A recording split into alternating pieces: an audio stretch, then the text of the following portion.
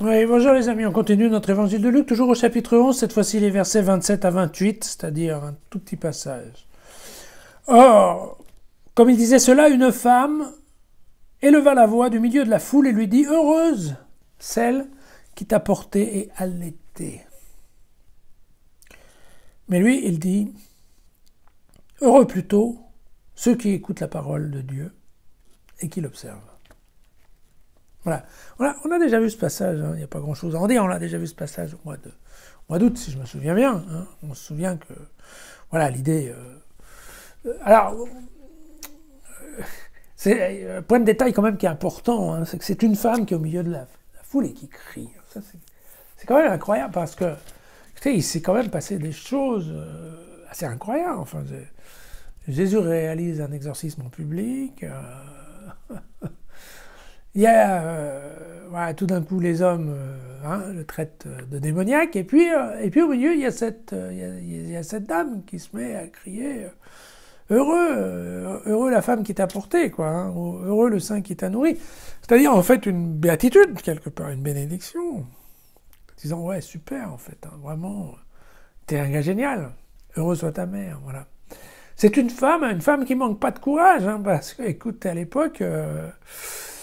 D'abord, c'était pas évident qu'il y ait des femmes dans la foule, et puis en plus de ça, pour ouvrir la parole en public, probablement pas beaucoup suivi.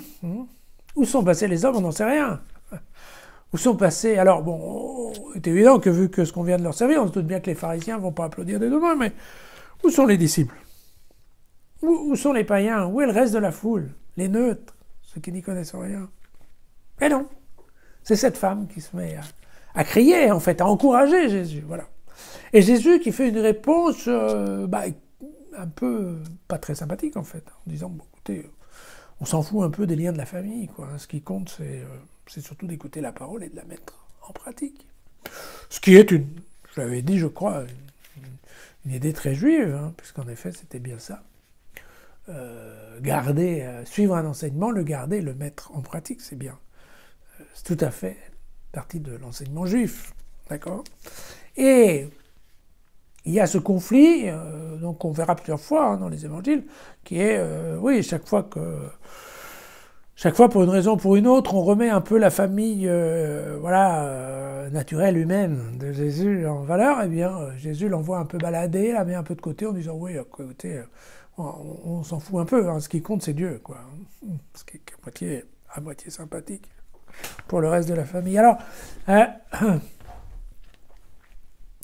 une fois qu'on a dit ça, on a l'impression d'avoir rien dit, mais je crois qu'il faut quand même s'attacher juste un petit peu, 2 minutes, à cette notion-là, qui est qu'effectivement, je crois qu'on en avait parlé de ça, cette idée que, voilà, quand la parole du Christ, elle descend, quand la parole de Dieu descend sur terre, voilà, elle remonte en ayant fait un certain nombre de dégâts. Et là, typiquement, ce dont parle Luc, ce sont les dégâts qui peuvent être faits au milieu d'une famille, parce qu'effectivement, voilà, choisir une religion différente de la religion d'origine de la famille, c'est quand même, très souvent, c'est pas du tout un choix anodin, pas du tout. Vous voyez bien que, regardez, réfléchissons aujourd'hui, mais vous voyez bien, il y a des jeunes catholiques qui, par exemple, décident d'embrasser l'islam.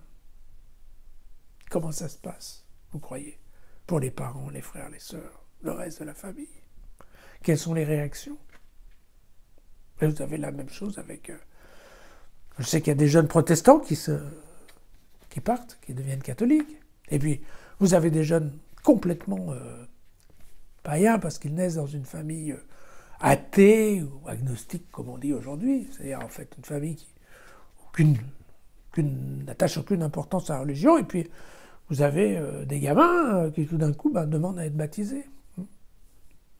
Quelle est la réaction des parents par rapport à ça? Oui, c'est ça. Ces deux versets, ils sont complètement anodins, mais on voit bien qu'en fait, ils ne sont pas du tout anodins.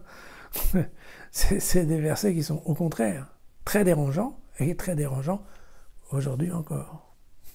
Voilà. C'est l'intérêt de ce texte. Hein. À demain.